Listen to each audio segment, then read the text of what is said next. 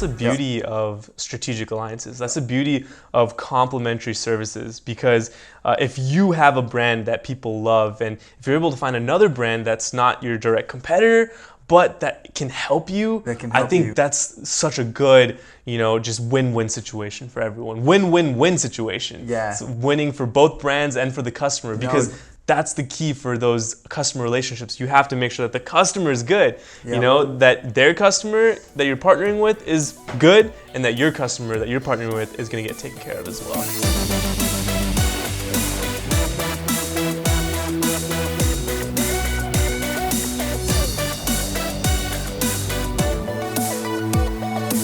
What's going on, everybody? Welcome to Lean Hustler episode number 1. Numero uno, first episode. We're really excited. This is going to be an awesome series that we're starting, and today we want to actually jump into it and talk about strategic alliances and how you can get more customers using those strategic alliances. Exactly. This is a topic that's actually near and dear to us, especially because being owners and consultants at Lean QA, most of our business is gotten through strategic alliances. We actually go to registrars. Exactly. And these registrars tell us that, these people are interested in getting help through consulting or through audits. And so it's kind of cool that now we're going to adapt this and try to teach everyone how they can use it for their benefit. Yeah, that word of mouth marketing and just those referrals, that's huge for us. And I think those strategic alliances in the business world are, so apparent these days. And one of my favorite examples, I think I was just reading about this, was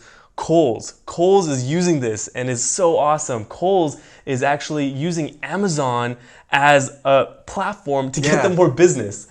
So what they're doing is they're actually using Amazon returns as a way to drive more sales. Right. Yeah. So they actually have customers walking into their stores physically, and what they're doing is they're offering a service where they will return whatever you want to return for Amazon for free.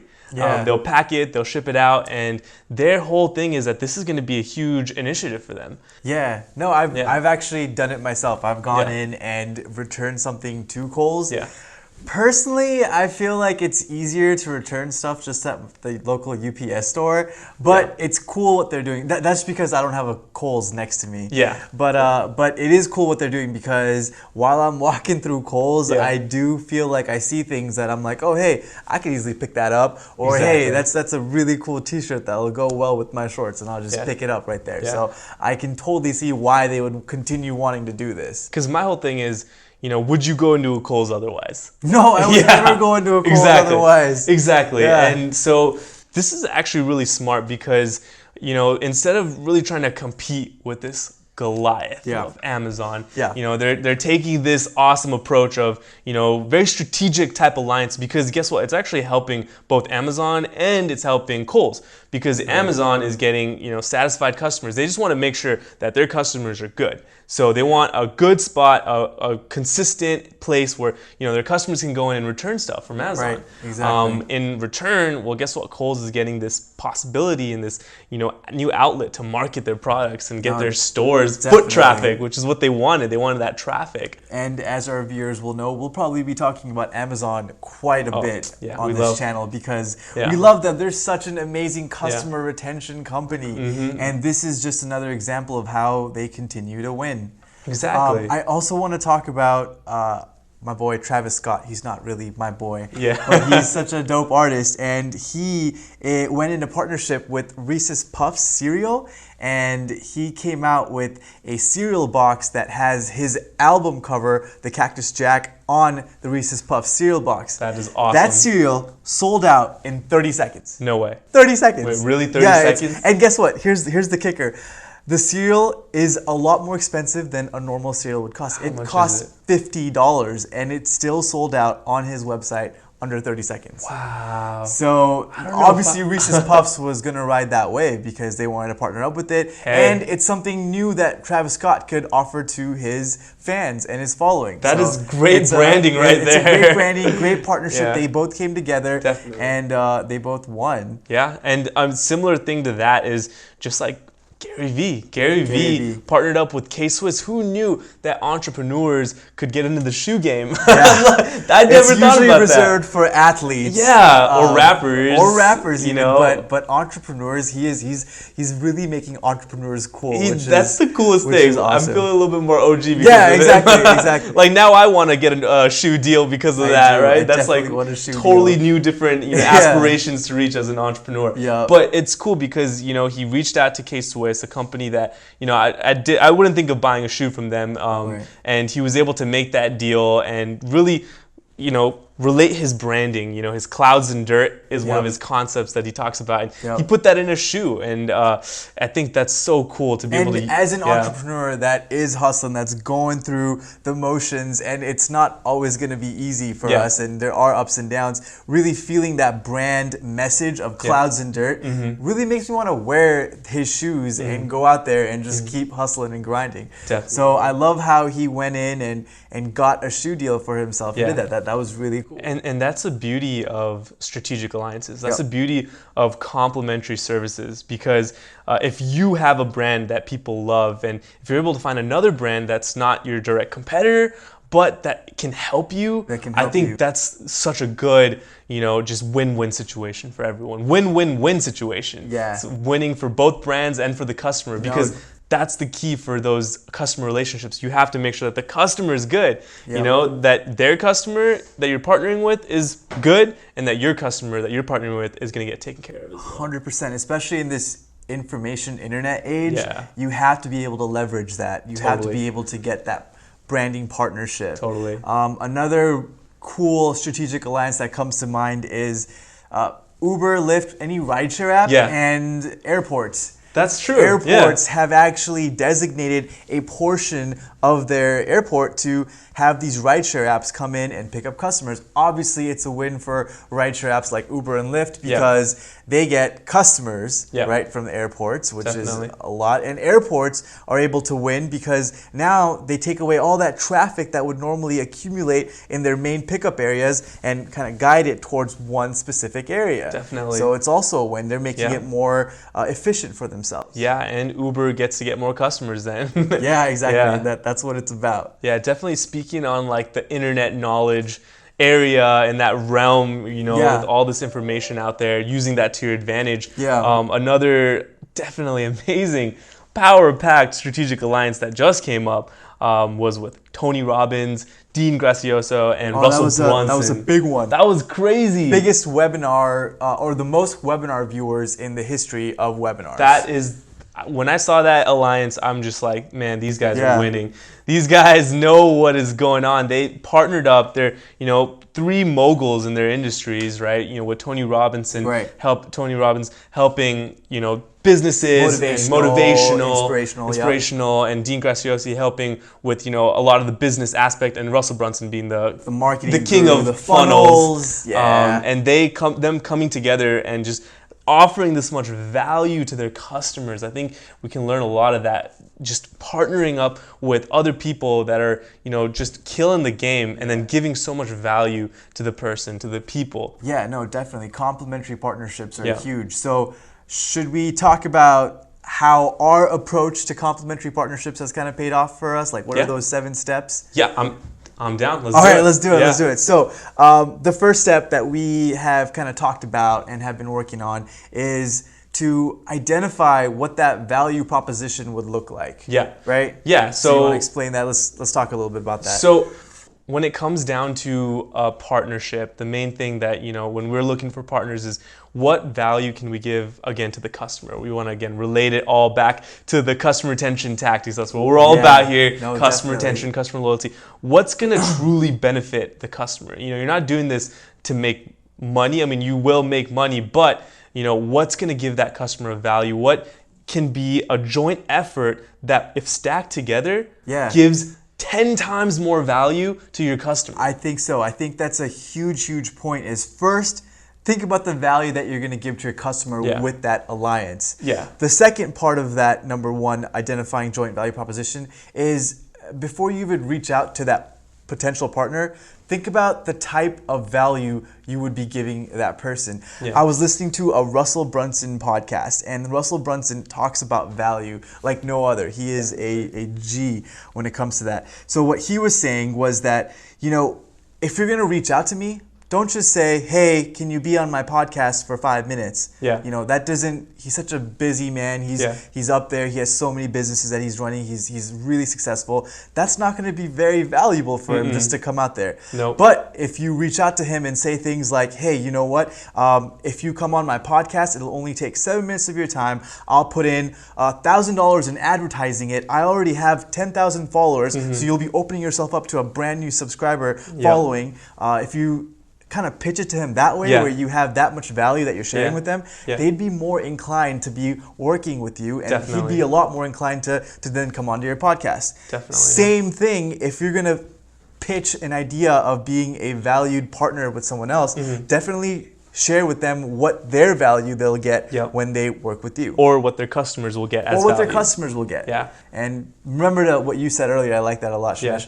Think about the value that you're gonna give your customers, essentially. Yeah, exactly. I mean, when I go to a movie theater, you know, I love getting Dibs ice cream, and why would I want that there? You know, that's bringing me value as a customer. I get happy. I like eating that while watching my movie, and that's something the movie theater and the company, get those Skittles and keep exactly, in your mouth while you're watching a movie. You know, they really thought about like, okay, what is going to make the best experience for the customer, and that's when they created these strategic alliances. Exactly. You know, even Coke being in the theater, like, right, people want to have some sort of beverage to drink. Coke on a hot summer day, exactly, while you're kind of sunk into your recliner movie theater. It's a great feeling. Exactly. All right, let's move on to the next, the second step. I don't know if it's really a step, but it's a very important step for us. That's why I put it in here. And it's just simply reaching out. And I'll explain why I put reaching out in there. It's kind of hard to get started, not gonna lie. You have that fear, like, oh, are they even gonna like me, like this value proposition? If I reach out to this partner, are they gonna even like pay attention to what I'm saying? You gotta get over that fear.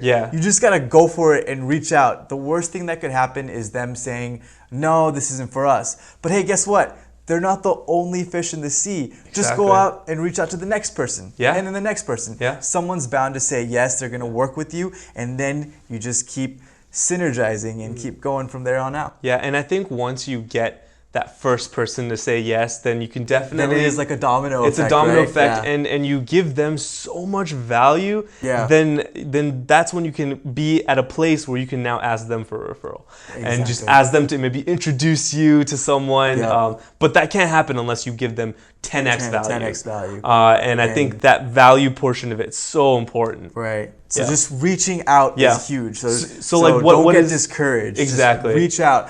It's as simple as writing a quick little email, sending a quick DM on Instagram, or tweeting them, whatever different channels there are. Just reaching out with a simple copy saying something like, hey, I will provide you this value, this value, this value if you're willing to work with me on this.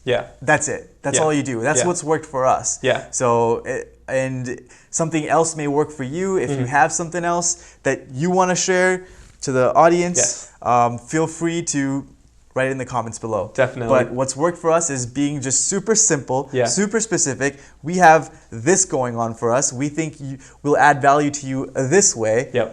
Work with us. Exactly.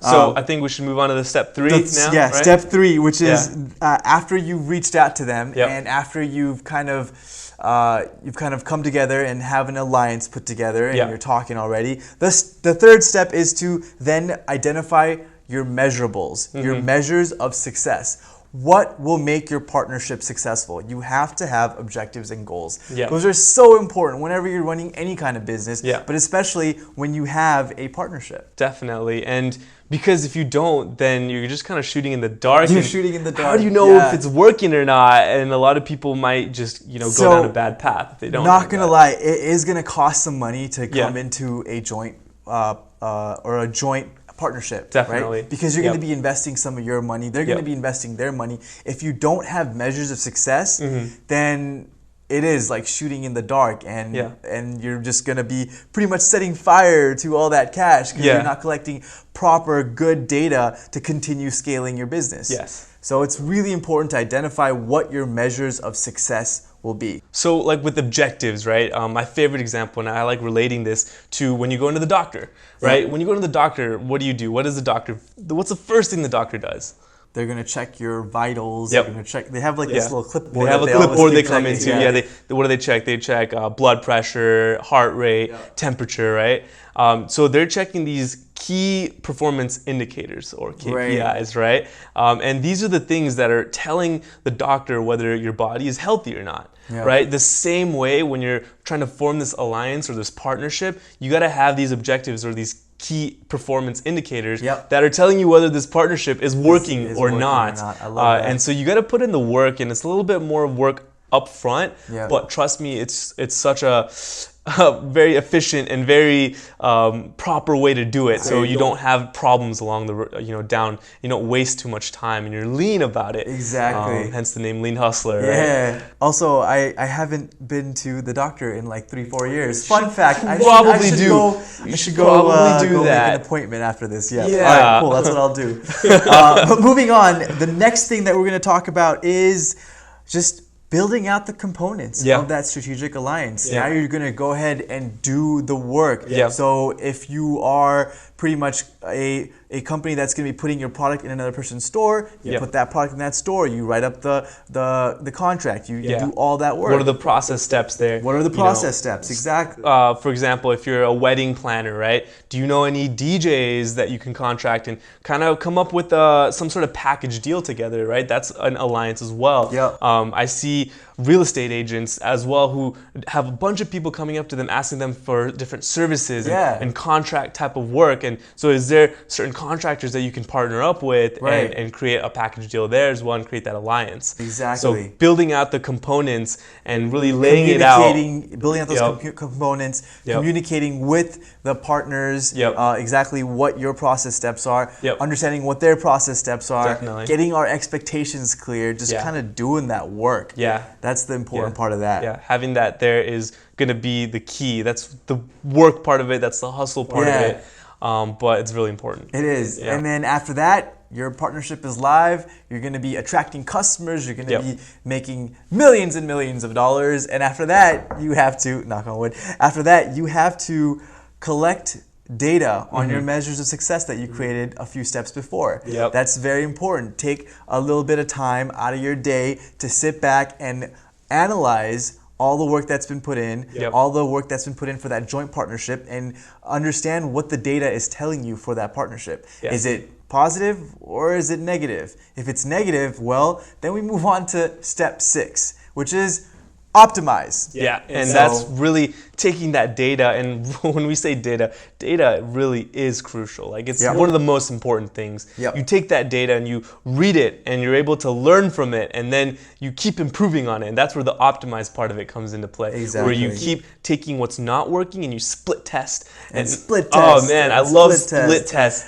It's a little frustrating. People don't have the stomach for split tests. Because you need patience. Because most entrepreneurs just want to launch a product and then boom, like magic, make millions of dollars. But that never happens. Split tests really just show the true grit of an entrepreneur. If they have that patience, or they're gonna flip a table. You really have to have a stomach for it. You really have to have a stomach for it. And I think that's where a lot of different business entrepreneurs, even career professionals, they fail in that sense, where they don't have the stomach to keep changing course. And that's really what split testing is, whether you're split testing your website or your funnel or your product or yourself. It comes down to just making those little minute changes, because if you make those minute changes, it might just change the trajectory of your success. And I think that is something that people don't do. That's a really good point to share with you guys, that if your product doesn't work in the beginning, don't just give up on it. Just keep going, keep working, keep hustling, keep changing